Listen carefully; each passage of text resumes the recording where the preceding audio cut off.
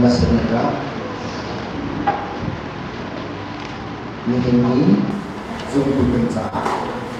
di semua sejatinya kembali pada supi akan tentu kembali supi kami dan saya pun mesti bertanah doa akan beri jujur rencana menjadikan menjadi betul mereka betul nak ngay dingin betul nak menfuai cah nak menfuai kecuali beri betul masih mintas proses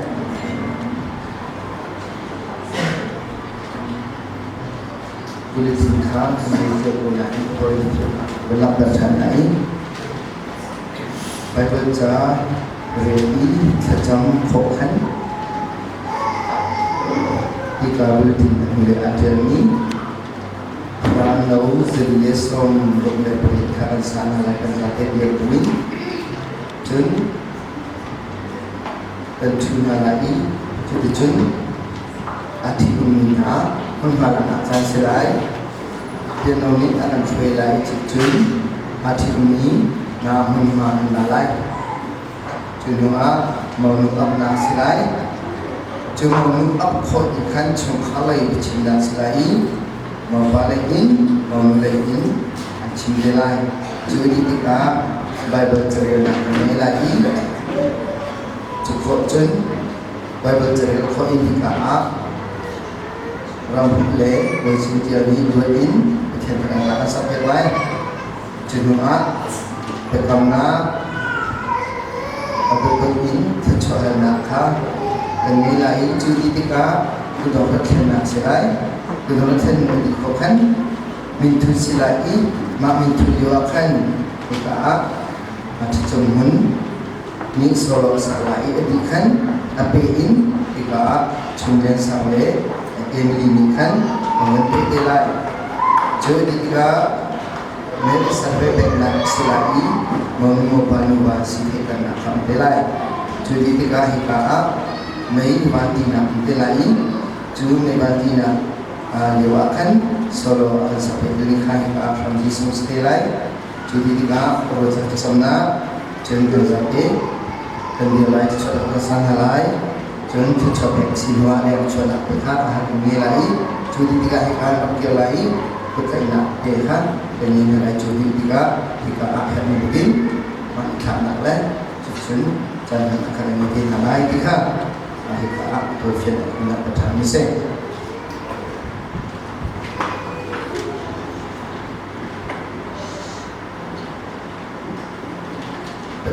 Demi tiguna usia kita program bincang nalai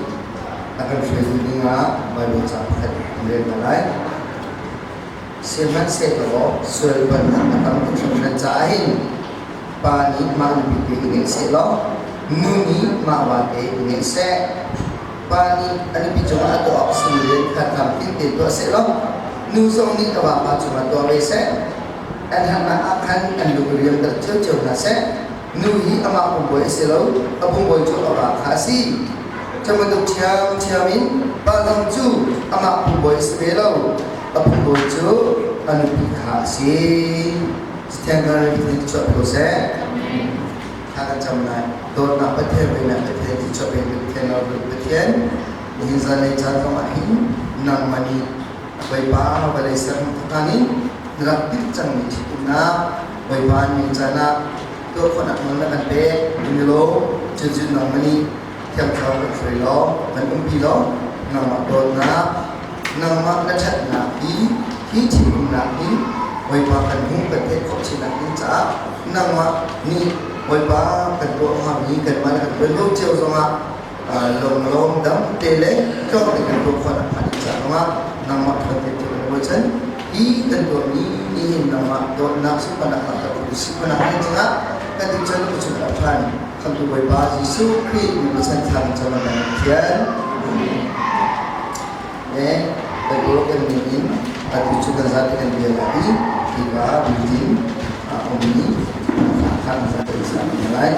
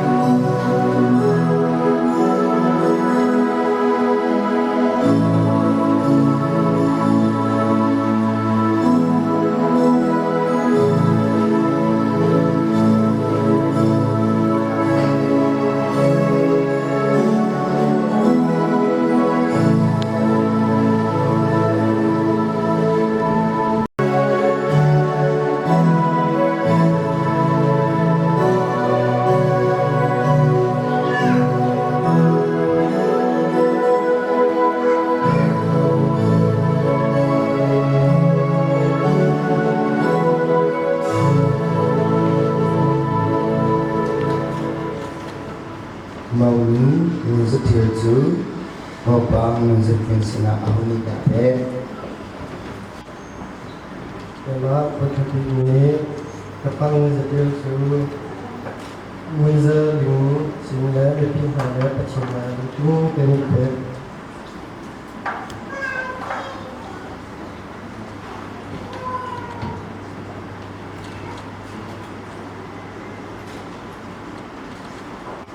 Hello.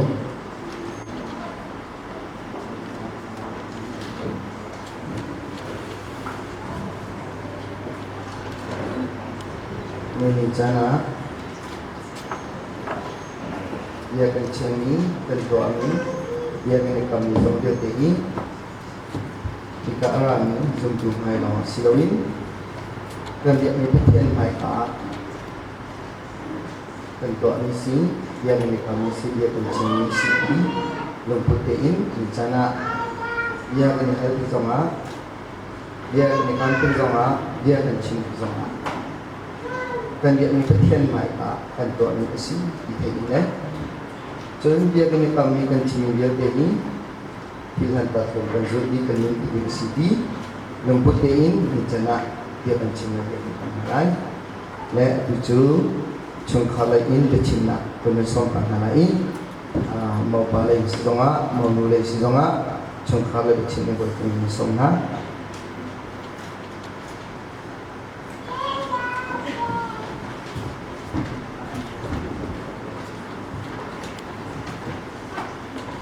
Sedika palain bercuma tentang bercuma tentang ini kota menggunakan pinai John tu sampai sana raksak kami mengapa ulama ulama mazati cuma menggunakan pinai tikha bercuma bertujuan John palain bercuma menggunakan bercuma kota baik kepala menjadi kini kita ingat tempat bercuma palai menjadi ini gue kenapa sih naik tangga bangun sana orang muda sih macam ama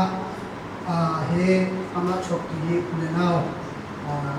minum tadi yang sih panas yang sih ani kanyang acam alai sih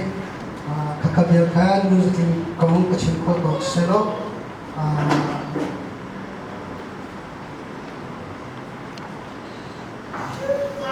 kan mau sini tempo cuma luana tampi kan mai tungka chingkudu ujan lai kan mai aumi chungkar sinase ka Malaysia aumi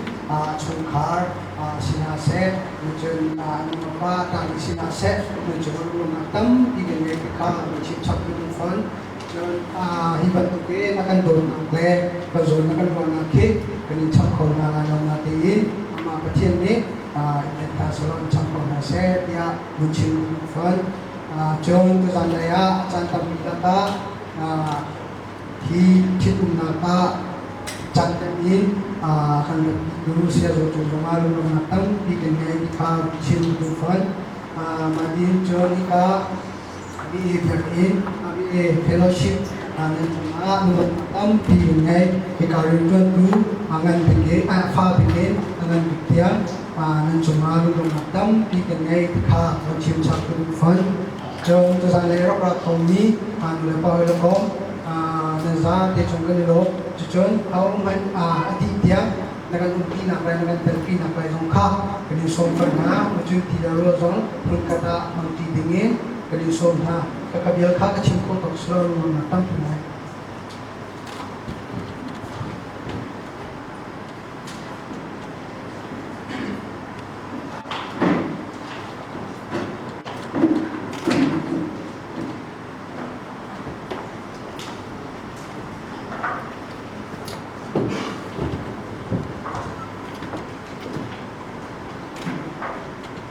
ni bantuin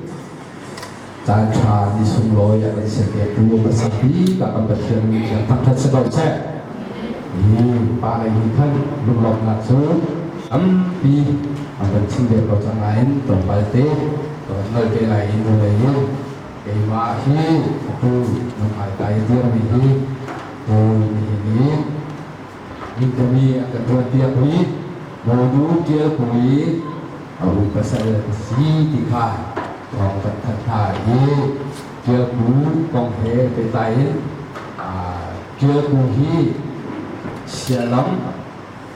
tu dia jumle di kami di timren ni kamu betul bapa bakat ane halak yang dijende sini Al-Unau ada apa-apa kata umpakat berdua kuasai Lajang le orang le kesat maju ini ni lepas cawakan si kita ini cakap le kerja berbagai keluarga jun kasona ni jana perintah di lakin jan agar ketentu lahir pastor reverend jadi cuma beberapa kali naik boleh balik ayai ada dua nama sesuatu yang boleh dosen dengan cenderung jon bikin lahir hingga akan omni Christian Fellowship nanti lak cuma menguangna bikin naik jon music lagi kawan dalam pihak sesek akan kita kebin Tuan akan lapir tu nanti lak coba belum tapi kan naik tujuannya arah cokami bentukin berkait nak buat perhaisan dan nak tilung arah cokami nanti ketung makan belum makan ikan naik ni bentukin timpa dan tuan mile nan re timpa dan ini zaiman dan sampung ramai lalu buat batu ni kita biar masih do ada yang kahan naga lamคนมาเสะโซนที่บุญสัตว์หนักตัวไอ้ที่เขาเห็นลงหนักโดนหนักที่โดนแต่ถ้าเขาทำโดนแล้วแต่อินเป็นโครงการที่ฮาลาที่ข้าสามฝั่งโน้นตรงนี้ที่เราต้องแต่เราต้อง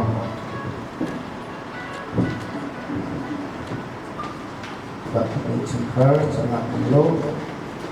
เรียกว่าตัวเห็นหนักสิได้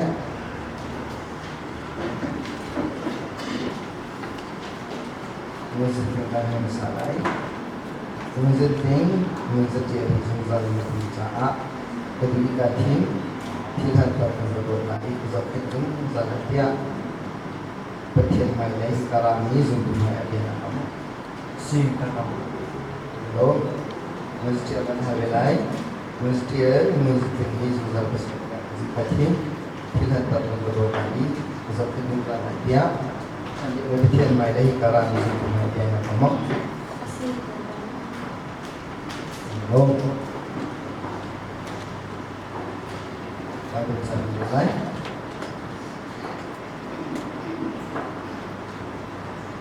Nupi ha, boleh batang ini idol bantin, nan balai tengah idol. Kini kripa pucungan orang ini bentukin, balai zoni nupi le cungan orang ini be. Valena kripa bujo rodi anunna ape bentukin nani zoni nanupi lekha nando na awse pani anupi leju an mapum ani do bentukin ando na awse anupi domi pa chu ama lama ato sau ketian kerana ngazat atara betul chu awse Jana bagian ni aktif mungkin itu dalam efek sana bagian efek lagi bagian ni nulawahi bukan dia aktif mungkin tak saat yang tarawin boy pado nak tertujuan bagian ni itu bukan dona ambil ina misi bicara dengan cerai.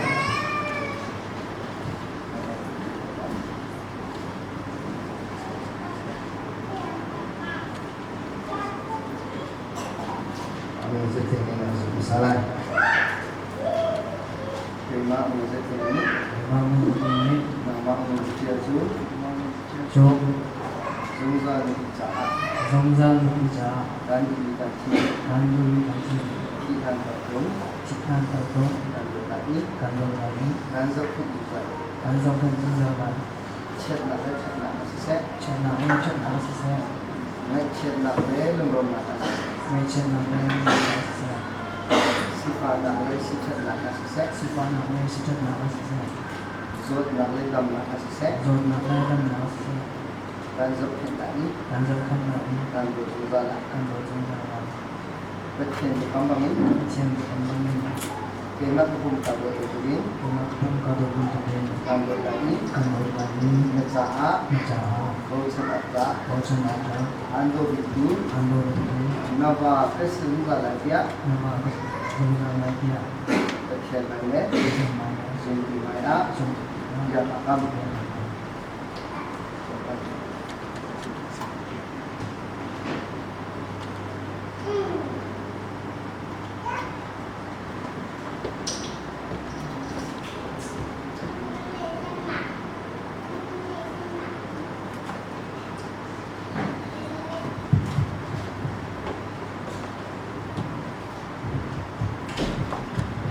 mình sẽ chuyển vào dưới đây này rồi nào mình sẽ chuyện đi nào mà mình sẽ chuyện chú chúng ta sẽ bán đi càng khi khi ta tập trung là được lại ý là được cái gì vậy chết là lấy chết là sẽ ngay chết là lấy luôn luôn là sẽ si phạm là lấy chết là sẽ rồi là lấy đầm là sẽ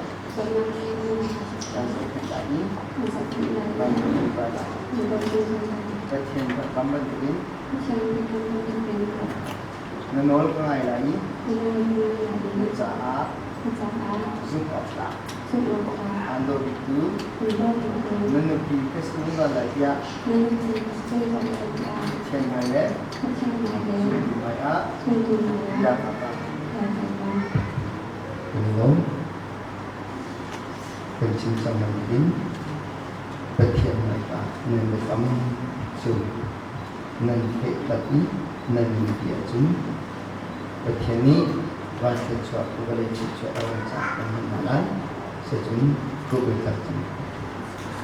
chúng ta cũng chẳng được xin thế đây in bất thiện nằm ở độ nào mới xin thảo bất thiện xin nằm ở đi nằm ở sầm thì mình sớm ní minung hani na độ nặng lắm tận từ nhà nặng ít nặng chú bôi phá nu là phá ôm khát xin nặng nặng ít si bên kinh nghe ra lại chân mà nung rất tình lẽ nung rất chia đi bôi phá nằm ở đi đi độ nặng tại chân là bệnh này ôm khát xin nặng nên bệnh không phải được nặng tận từ sama nên đi chân là anh bị cảm hí hết sẽ lo anh đi độ nặng đi môi pa ni kan ni khat affect amun I môi pa akal ni sikalo nang ni lam fe ko na ke si chan pathe môi pa mun si ni sami adu lo be le pi mun si tia cha môi pa lu ngam tat tu ngam tat tu go sen ok ta pa pasal cha sikalo cho bên tụi mình mun si tia sami adu dot ni apa sahaja mungkin saat lungam tertu ngam tertu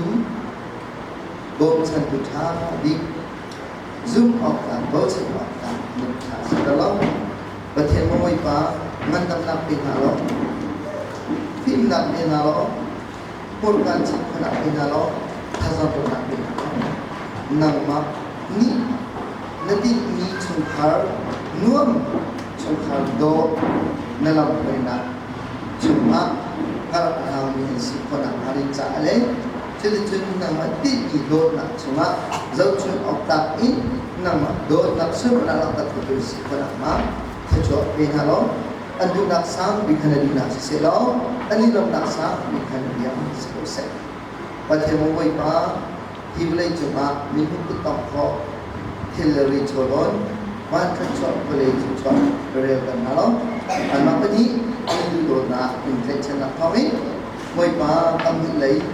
pintu mula pale, tinggal rocan nazam, nang mak nabiya aku kasih nak lakukan kau tu, ansih kau nak malinca, lampu nak lo kecuali kau nak jadi sih, kan jam, jadi jen kecuali tam bi real erin na jautar di nai ti balai choma khacho ro song sum ti na kimi wai ba pan pa na so pan cha atha arem natija in lunglok ten jauhan khona le nama thajak na in kar ha kum si kha hani cha ma khacho e khona ja si khan chap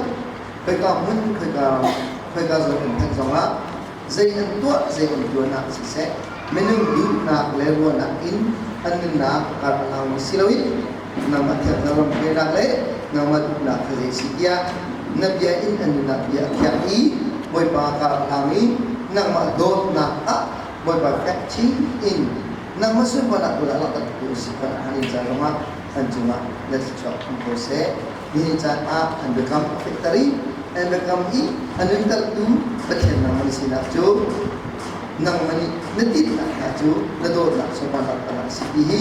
boy pa babi di ka chein and si ko to bi ram cha naram cha boy pa and tilong de ra tilak in boy pa na ma lam phe na chuma ka la che chu mi and si ko na mani cha nang matip na chu na bien ko si ko na cha na sina thachwa man hal yak na I esen khan jam an cha atha na kimi ten chin na phat dok ya chu be tu sta chu I chu khan na thar chuma let cha na ko thona ko se kham tu ba ji su kri no se thang jam ka tian di ni thi na atikomi na an lak ta ko ni si khale ama dot na lak tan to ka phal ni zo do silawin pol ho roi khana ka silawin sulam amin ekha ak sibe ka anna cha be chi hai ku ni jo ki dot na lak tan ti ka ku ka phali to ni hi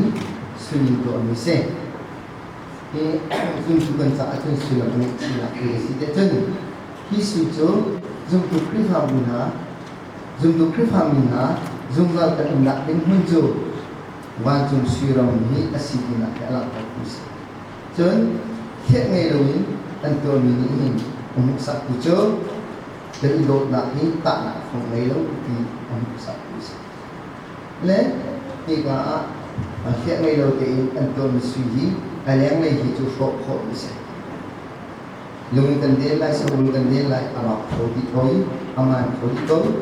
mai chu ma pa isela ti kho ti ko na in aswisina kalau kalau kita jadi ni tak sabun jo orang kokonain dot nak tu ahunza kalau timu saknas jadi ni jana ini selama ini sini bekomna menjadi ini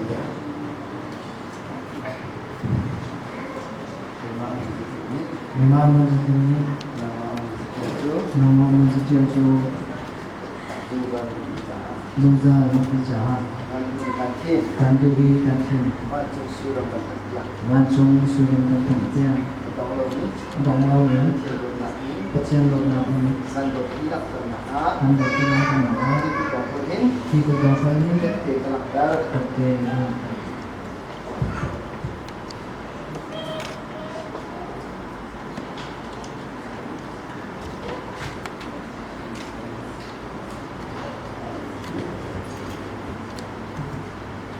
orang dia cinta musik ni dia naik memang musik ni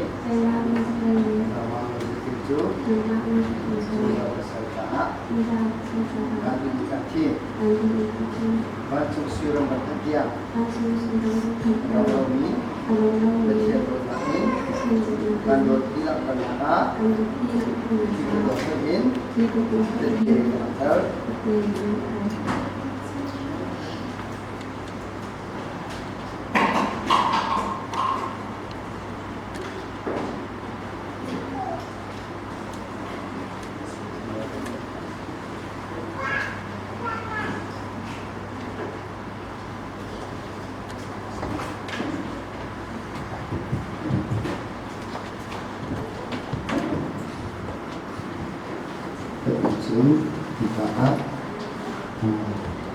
intunak zual cuma intunak selai mereka sedikit cuma intunak selai Jadi kesap jatuh dingin rambut lebar cincin buat kami di sana.